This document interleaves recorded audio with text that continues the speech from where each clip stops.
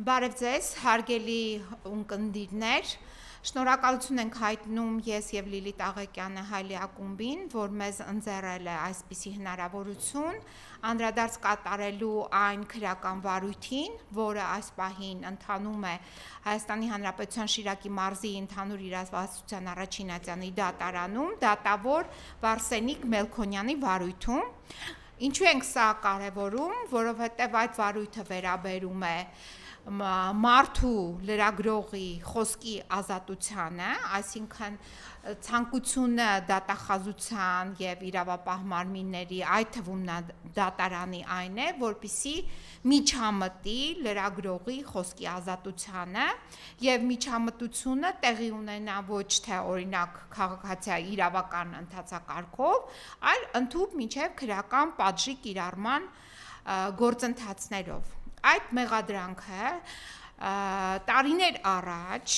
ըստ էության նախաձեռնվել է, այսինքն նախաձեռնվել է քրեական վարույթ, որի մասին Լիլիթ Աղեկյանը իմացել է այն հայտարարությունից հետո, երբ 2025 թվականի մայիսի 12-ին Հայաստանի Հանրապետության քննչական կոմիտեի նախագահ Արտուր Պողոսյանը պատգամավորների հարցերին ի պատասխան Ազգային ժողովի ամբիոնից ուղիղ եթերով հայտարարեց, որ Լիլիթ Աղեկյանի նկատմամբ իբրև արկա է նախաքննական փուլում մի քանի քրեական վարույթներ։ Դրանից հետո պարզվում է այդ քրեական վարույթները, որը ոչ թե արդեն իսկ նախաձեռնված էին եղել, այսինքն Լիլիթ Աղեկյանը տեղյակ չի եղել, որ նախաձեռնված է քրեական վարույթ եւ ինքը իր նկատմամբ արդեն իսկ պետք է իրականացվի հանրային քրեական հետապնդում։ Դրանից հետո պարզվում է ամսի 15-ին, այսինքն դուք նայեք 2025 թվականի մայիսի 12-ին Արտուր Պողոսյանը հայտարարում է մի քանի նախաքննական վարույթների շրջանակում գործերի մասին քրեական եւ դրանից հետո ամսի 15-ին նախաձեռնվում է Լիլիթ Աղեկյանի նկատմամբ հանրային քրեական հետապնդում եւ Լիլիթ Աղեկյանին մեղադրանք են առաջադրում։ Ինչի համար, որ ոմն ոստիկան Շիրակի մարզի համայնքային ոստիկանության աշխատակից Սեյթ Մելիքսեթյանը 2024 թվականի օգոստոս ամսին ներկայացրել է հաղորդում հանցանքի մասին, որին կից ներկայացրել է ինչ-որ պատճեններ Facebook-ից ներբեռնված, որտեղ իբրև իր հետ կապված Լիլիթ Աղեկյանը կատարել է գրառում հայտարարություն եւ նրա մասին արատավոր ինչ-որ տեղեկություններ է տարածել, իսկ այդ արատավոր տեղեկությունները ուղղակի բառեր են։ Այս ոստիկան Սեյթ Մելիքսեթյանը մենթը մոտավորապես այսպիսի բառերը ես կարող եմ նաև ցիտել, բայց իբրև թե տեղեկատվություն արատավոր, օրինակ լակոտ ոստիկան, օրինակ այս սրիկա ոստիկանը, այսպիսի արտահայտությունները իբրև թե գրառել Լիլիթ Աղեկյանը։ Սրա հիման վրա մի քանի օր անց պարզվում է,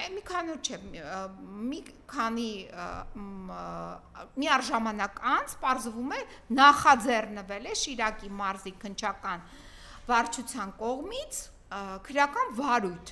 վարույթը նախաձեռնվել է Հայաստանի Հանրապետության քրեական օրենսգրքի 490 հոդվածի երկրորդ մասով իբրև թե Լիլիթ Աղեկյանը այդ Սեյթ Մելիքսեթյանի վերաբերյալ տարածել է արատավոր տեղեկություններ այն ժամանակ, երբ Սեյթ Մելիքսեթյանը եկել է Լիլիթ Աղեկյանի հետևից նրա բնակարան, որպես տուժողի բերման ենթարկելու վարույթն իրականացնող մարմին։ Հիմա տեսեք, հերիք չէ, որ նախաձեռնել են քրեական վարույթ, այսինքն քրեական վարույթը նախաձեռնվել է ուղղակի Սեյթ Մելիքսեթյանի կողմից ներկայացված հաղորդման հիման վրա եւ կից ներկայացված քսերակոպիաների հիման վրա, այսինքն ցանկացած մեկի նկատմամբ, ցանկացած ոստիկան կարող է գնալ, ներբեռնել ինչ-որ կամ պատրաստել ինչ-որ քսերակոպիաներ եւ հաղորդում գրել, ինչ-որ Facebook-ին ցիտելով, Facebook-ին հղում կատարելով, որ տվյալ անձը իր վերաբերյալ արատավոր տեղեկություններ է տարածել։ Կարող է նախաձեռնվել քրեական վարույթ եւ այդ քրեական վարույթը կպահեն ինչ-որ մի տեղ, մի դարակում, կփոշիոտվի այդ դարակում այդ քրեական վարույթը ոչ մի գործողություն չեն անի եւ մեկ էլ այդ քրեական վարույթի շրջանակներում կհիշեն, որ այսպիսի ինչ-որ դեպքի հետ կապված կարող են նախաձեռնել հանրային քրեական հետապնդում, արդեն ամիսներ անց, շուրջ 9 ամիս անց, եւ Լիլիթ Աղեկյանին ներգրավեն որպես մեղադրյալ։ Ներգրավեցին որպես մեղադրյալ, հետագայում այդ գործը արագորեն ուղարկեցին դատարան, եւ դատարանում այդ ամբողջ մեղադրանքի այդ մեղադրանքի կազմված անհիմնությունը, անհիմն եւ որևիցե ապացուցողական նշանակությունից զերծ այդ մեղադրանքը դատարանում ուղակի քանդվեց, բայց պարզվում է դատավորի համար այդ քանդվելը այդքան էական չէր, դատավորը թեպետ ճանաչեց, որ այն ապացույցները, որը իբրև որպես ապացույցներ կայացվել էին դատարանում, դրանք անթույլատրելի են, բայց այնուամենայնիվ այդ ապացույցը ճանաչելով անթույլատրելի, այսինքն պատկերացնում եք, մենք չգիտենք, թե որտեղից, ով, ինչ կարգով, ծագումը հնարավոր չէ պարզել այդ ապացույցի, ներկայացվում է Սեյեդ Մելիք-Սեյցյանի եւ այլի կողմից որպես ապացույց, քննիչը դրանք առանց հետազոտման կարգը պահպանելու կցում է որպես արտաբարութային փաստաթուղթ վարույթին, դատախազը գալիս է այդ արտաբարութային փաստաթուղթը, ասում է դրանք շատ կարևոր ապացույցներ են, հիմնվել է պետք դրա վրա եւ մեղադրանքը դրանով է հիմնավորվում եւ դատավորը ասում է, որոշում է կայացնում անթույլատրելի ճանաչելու այդ ապացույցը եւ համենայն դեպս այդ մասով, այդ դրվագով հայտարարում է, որ այդ ապացույցները անթույլատրելի են, բայց այդ ապացույցների անթույլատրելիության պարագայում դատավորը պարտավոր էր կայացնել արդարացման վերդիկտ, բայց այդ արդարացման վերդիկտի մասին դատավորը լռում է։ Հիմա մենք սա ունենք։ Հիմա Լիլիթ Աղեկյանը կպատմի, թե ընդհանրապես ինչպես է նա ունեցել առնչություն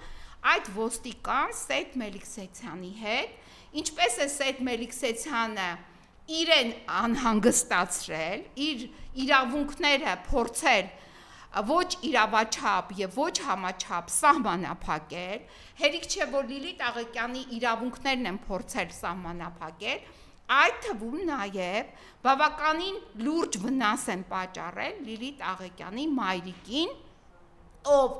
այդ ժամանակ, այդ ոստիկանների ներխուժման ժամանակ գտնվել է բնակարանում եւ ականատեսն է եղել այդ ոստիկանների ոչ իրավաչափ գործողություններին։ Խնդրեմ Լիլիթ։ Բարև ձեզ, հարգելի հայրենակիցներ, հարգելի ժողովուրդ,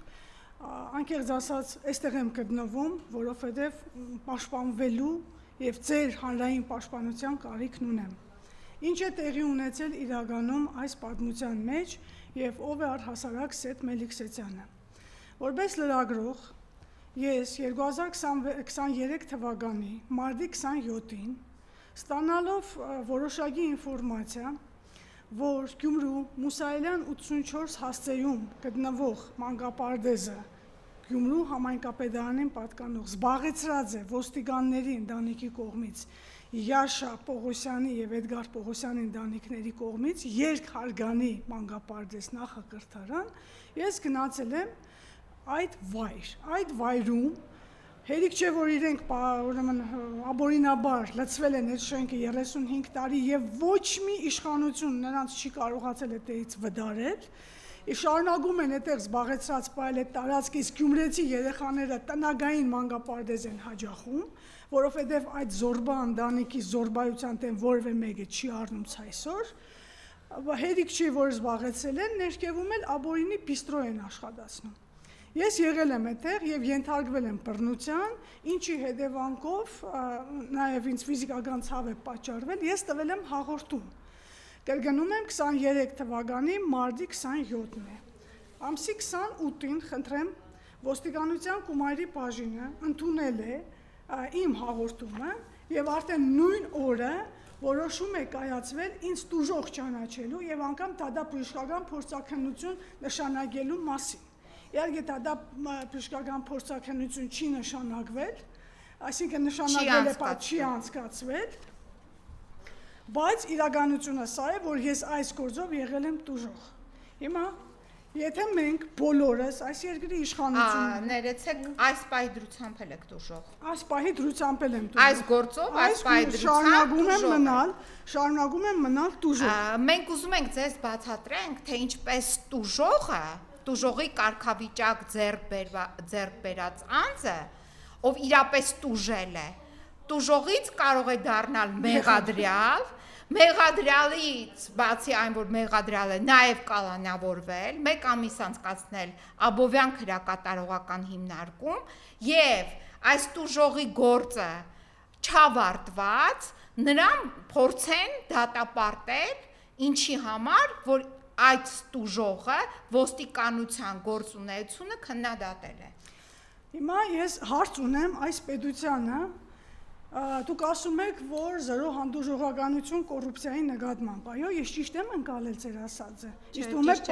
Երևի, միգուցե ճիշտ չեմ ընկալել, դա մի բան է հռետորաբանությունը, մի բան է իրական կյանքը։ Բացահայտել եմ կոռուպցիա։ Կոռուպցիան միայն հաղթալը չէ։ Կոռուպցիան խեղումն է։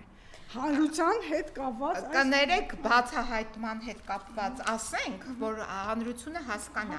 Ուրեմն տեսեք, ունենք Չիչոյան դատախազից գրություն, այս Չիչոյան դատախազը Շիրակի մարզի դատախազն է։ Ուրեմն Չիչոյանը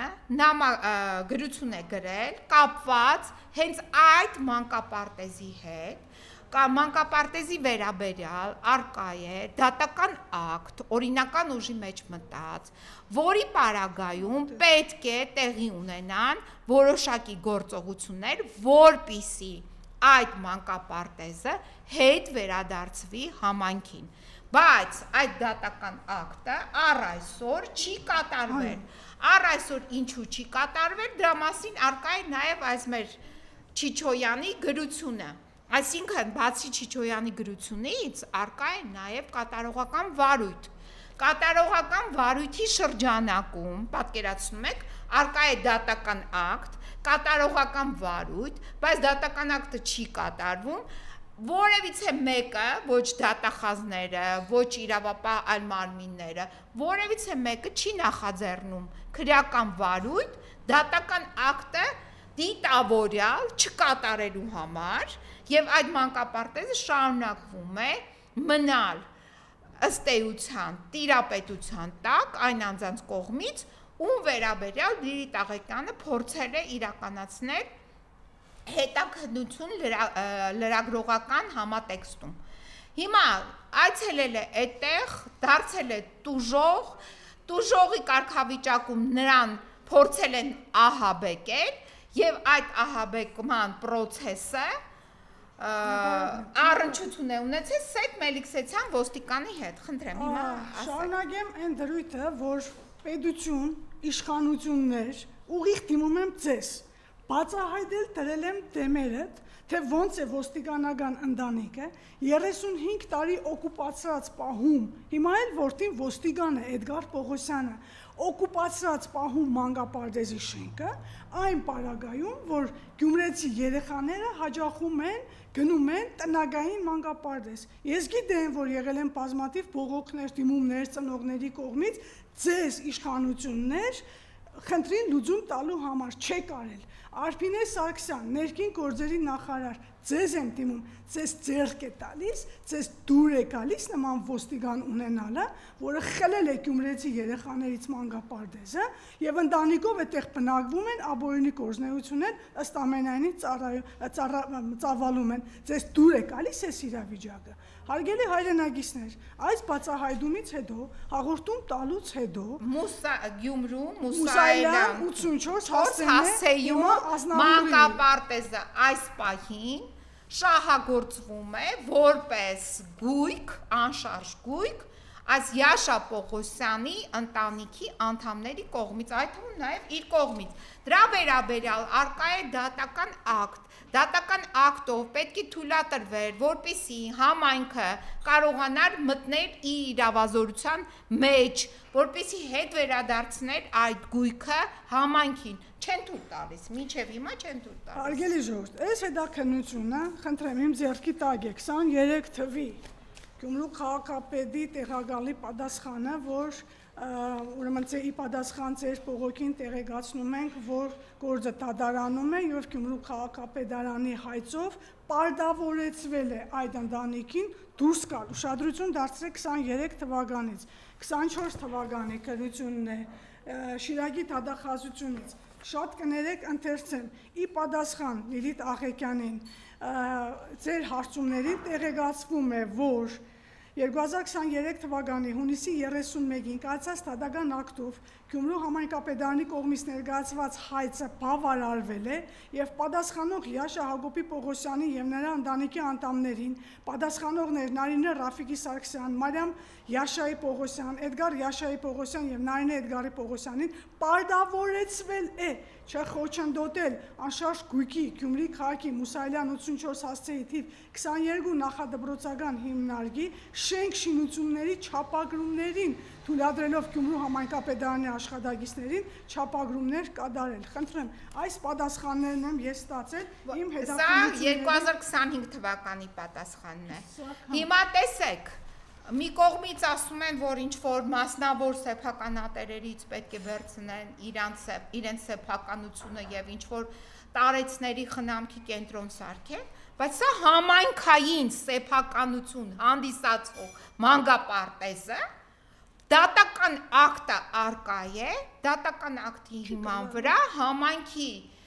ներկայացուցիչները չեն կարողանում մուտք գործել այդ տարածք չափագրում իրականացնելու, որպեսզի ես չգիտեմ ինչ են անում, վախենում են, թե պայմանավորվածություն կա, թե թույլտվություն չկա, թե հատուկ ինչ-որ գործընթացներ են իրականացում, բայց մենք խոսում ենք միայն եւ միայն փաստաթղթերով եւ իրավական ընթացակարգերի կանոնների ներքո ենք մեկնաբանություններ անում։ Հիմա կա դատական ակտ, որ համայնքի ներկայացուցիչները պետք է մուտք գործեն այդ տարածք, կատարեն չափագրումներ, որ ի վերջո համայնքապատկա մանկապարտեզը վերադառնա համայնքին այն մարդկանց կողմից, ով այս պայդրությամբ դա շահագործում է, պետք է նրանցից վերցնեն։ Չեն անում, մանկապարտեզը դատական ակտը կա, բայց եթե մանկապարտեզ է, դատական ակտը կա, պատկանում է համայնքին, այդ ինչպես է, որ ձեր կատարողական վարույթների շրջանակներում, հարգելի կառավարություն, հարգելի տիկին Գալյան, այս գույքը ինչու չի կարողանում հետ վերադառնալ իրական տիրոջը, երեխաներին, համայնքապատկան գույքը ինչու չեք վերադարձնում երեխաներին, բայց խոսում եք այլ գույքերի մասնավոր անձանց սեփականության նկատմամբ ինչ-որ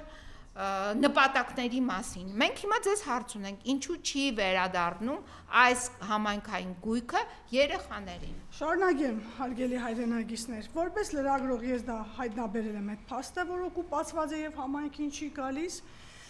որպես տուժող արդեն հրավիրվել եմ առերեսման ինձ վրա հարձակված կանանց հետ եւ խնդրեմ նույնիսկ ես ինքս իմ ձեռքի տակ է 23 թվականի 30-10-ին, այսինքն գրել եմ քննիչին, որ պատրաստ եմ առերեսման, միայն ապահովեք տեսաձայնագրությունը եւ իմ փաստաբանի ներկայությունը։ Ընթացք չի տրվել այս գործին։ Ավելին, առաջին քննիչը, որը զբաղվում էր այս գործով, դա Վիրապ Սաֆարյանն է, որը մեկ այլ գործով ինձանից տուժող է, երևի տուժել է այսին բացահայտումների հետևանքով, ինձ զանգում ասում է, հələ իմանամ բդիկաս, որ ես մյուս կողմին էլ ապահովեմ։ Կարծես մենք ռեստորան կամ կաֆե ենք գնում, փոխադարձ համաձայնություն պիտի լինի։ Անցավ ժամանակ եւ մեր տուն ներխուժեցին արդեն 24 թվականի օգոստոսի 22-ին ոստիկաններ, ոստիկանական խումբ դուք երևի համացանցում այդ ցայնագրությունը, չգիտեմ, ում կողմից տարածված է, տեսած կլինեք, թե ինչպես մեր տուն ներխուժեցին ոստիկանները, ինձ տանելու առերեսման իբր բերման ենթարկելու այդ ընտանիքի անդամների հետ։ Հոդաբաշխ բացատրել եմ եւ գրավոր էլ ներկայացրել եմ, որ պատրաստ եմ գալու, որտեղ ինքս տուժող եմ այդ գործով, շահագրգիռ անձեմ, երբ իմ պաշտպան Զարուհի Փոստանջյանը կլինի երկրում, այդ ժամանակ որպես փաստաբան։ Այո, կլինի երկրում, ես պատրաստ եմ գալ ներկայանալ։ Հաշվի չառնվեց դա։ Ինձ եւ իմ մորը հասցրեցին նախաինսուլտային վիճակի։ Իմ մոր ճնշումը բարձրացել է 200-100, իմը 160-100, շուրջ 2 ժամ ոստիկանները իրենց ռեպրեսիվ մեթոդներով, ինձ քաշքշելով, ճանգելով, Սեթ Մելիքսեյանը դա Կումայրի բաժնի ոստիկանության պետի տեղակալն է։ Համայնքային գլխով շարժում էր անում, թե գնացեք սկսեք օպերացիան, այս ինչ բան է։ Մինչև մենք մեր բնակարանում մավան դուրը չգնացինք, հետ չեգանք և չեգավ շտաբօգնությունը դա ֆիքսեց, մեր բնակարանից չհեռացան։ Կարող է և ասվել են ինչ-որ արտահայտություններ, բա մեր տան մեջ,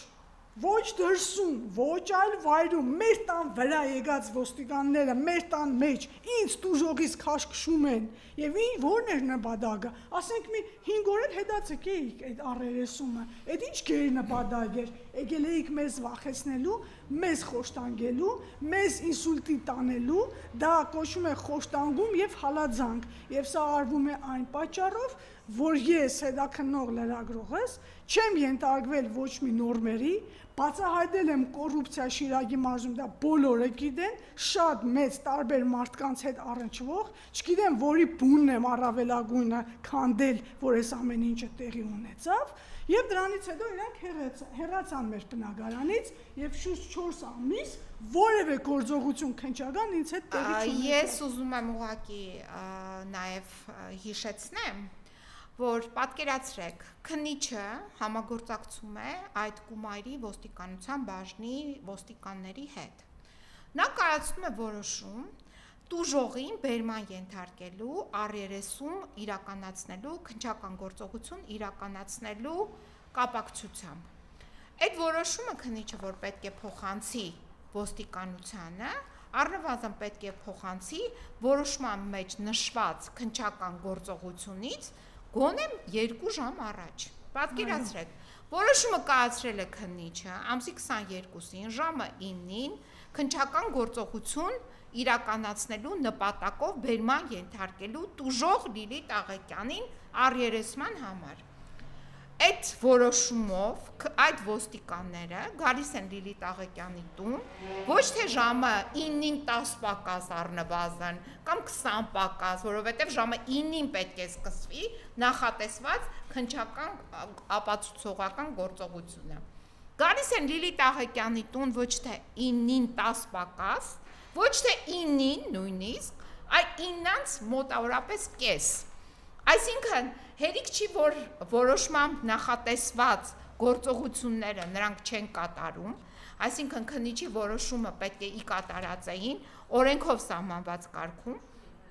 կարգով 9:30 սահմաններում գալիս են Լիլիթ Աղեկյանի տուն, 2 ոստիկան, հասկանալով, որ Լիլիթ Աղեկյանը ի վիճակի չէ մասնակցել այդ գործողությանը, ես համոզված եմ նաև քննիչն է այդ մասին տեղեկացված լինում, որովհետև եթե տուժողը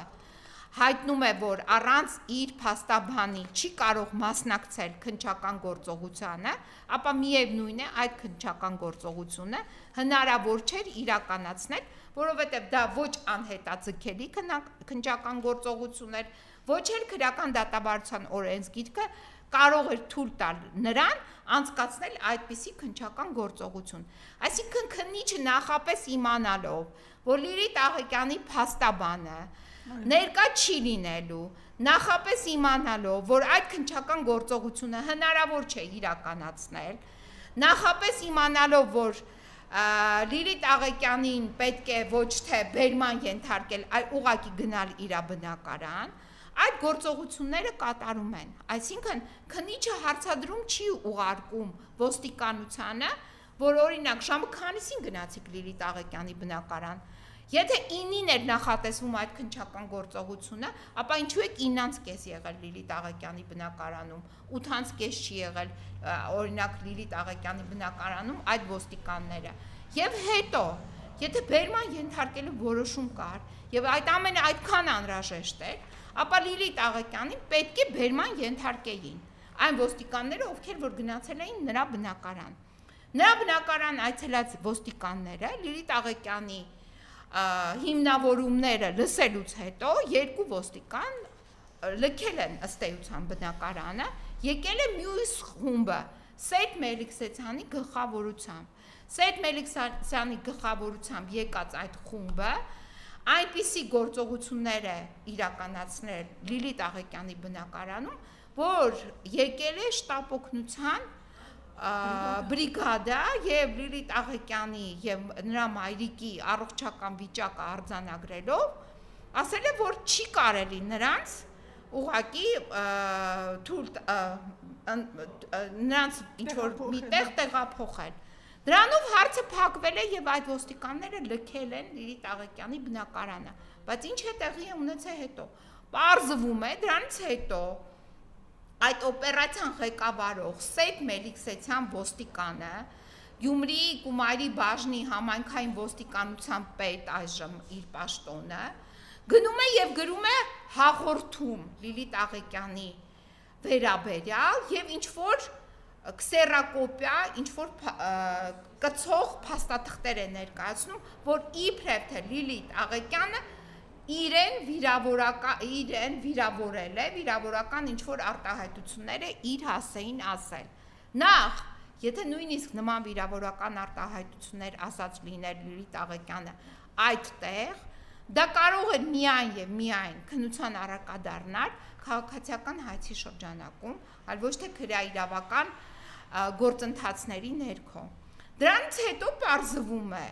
այնքան համարձակ են այս մեր քննչական մարմինները, որ գտել են ինչ-որ շատ կարևոր հանցագործության դեպք եւ նախաձեռնում են քրեական վարույթ։ Նախաձեռնում են, գցում են մի կողմ, հետո մի ամիս հետո այդ նախաձեռնված վարույթը, չգիտեն ինչ անեն, ուղարկում են մեկ այլ մասնագիտացված քննչական բաժանմունք, դա Շիրակի մարզի կայազորային քննչական բաժինն է, այնտեղ են ուղարկում։ Այնտեղ մի քննիչ վերցնում է այդ գործը եւ նորից քնեցնում է, թողում է ինչ-որ միտեղ, փոշոտվում է այդ գործը եւ այդ գործի մասին հիշում են, երբ Արտուր Պողոսյանը սկսում է հայտարարել, որ Լիլիթ Աղեկյանը այնպիսի մի հանցագործությունների մեջ ներգրաված անձ է, որ նրա նկատմամբ կան բազմաթիվ վարույթներ։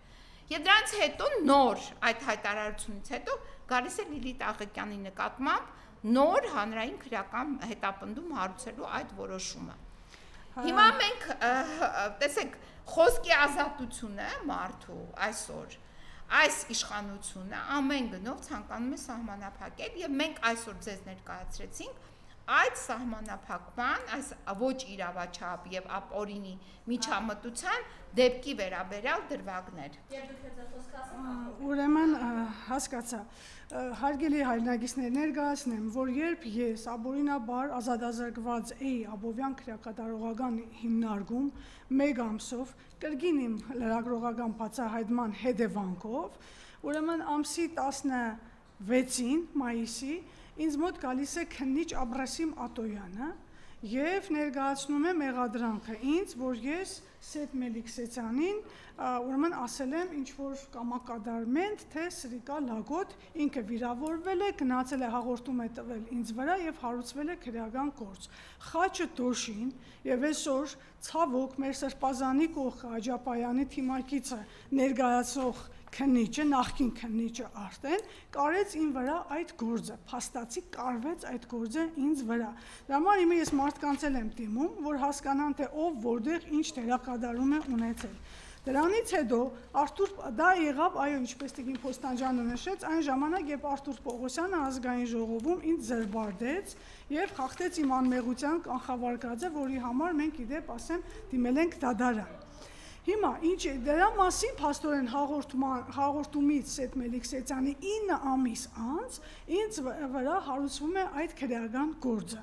փոխանակ այս փաստաթղթերին տեր լինեն, մանկապարտեզով զբաղվեն, իշխանությունը ինչ շնորհակալություն հայտնի, որ ապրես, օգնում ես մեզ կոռուպցիան բացահայտել, մեր միջի կեղտը հանել։ Համայնքային մանկապարտեզը հետ վերադարձնել համայնքին, այլ ոչ թե ոտնձգություն կատարեն մասնավոր սեփականության նկատմամբ։ Փաստորեն, ինձ հիմա դադում են, գործը հասել է